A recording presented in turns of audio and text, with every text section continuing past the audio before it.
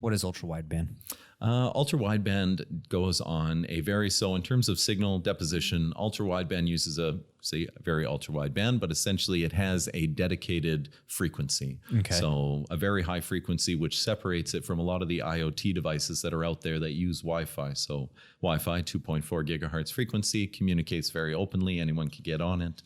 The reason why the military defaulted to ultra-wideband was because you can have a dedicated channel and put that channel over a very long range. So within Wi-Fi, I'll walk away from my house, I'm 30 feet away, it drops out. Ultra-wideband, I can push a signal 200 to 300 meters and still pick up that emergency button. So if a person has one of our man-down devices, they can be out in the field very, very far away from the plant, source wells, downholes, anything like that, hit the button and still get back to the control room with accuracy.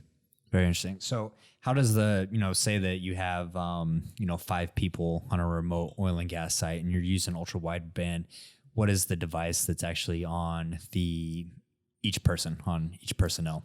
Yeah, so we've got 2 different styles. One is a lanyard style, looks exactly like an access control badge. The other one is a watch.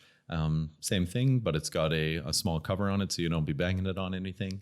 The piece with the devices is we wanted to bridge the change management of wearing new devices. I remember when we started pushing H2S devices to all the workers, a lot of them ended up in the truck, even more ended up in the toilet. And it's really hard to get an oil and gas worker to wear something new. Yeah. So what we did is we combined our ultra wideband chip with the access control card. So you can't open any doors. This becomes your site access badge. Oh, interesting. Yeah.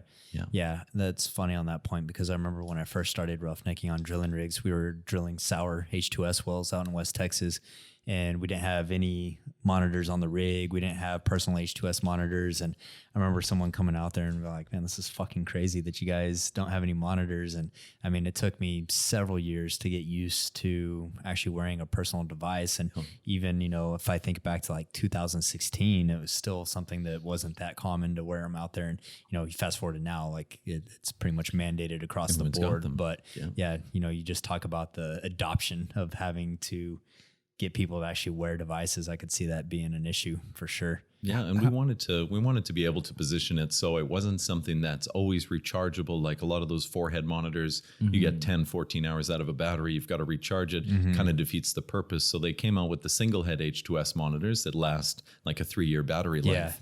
So our badges last 5 years. Cool. So you issue one badge, that person, you can recycle it. So from a total cost of ownership perspective, it's not a device that one has a very short lifetime from a device management perspective, but being able to deploy that out and say, this is your badge, you can recycle it through different workers in a turnaround application, but to be able to put that out with a long battery life, it takes a lot of the onus of that device management off the customer or off the client so that, instead of pulling my access control badge out of an HID box, I'm pulling it out of a Connectus box. Yeah. Is it just super low power? And then that's what allows it to stay charged that entire time? Low power and blink rate. So we're essentially pushing SCADA data. Okay. Yeah.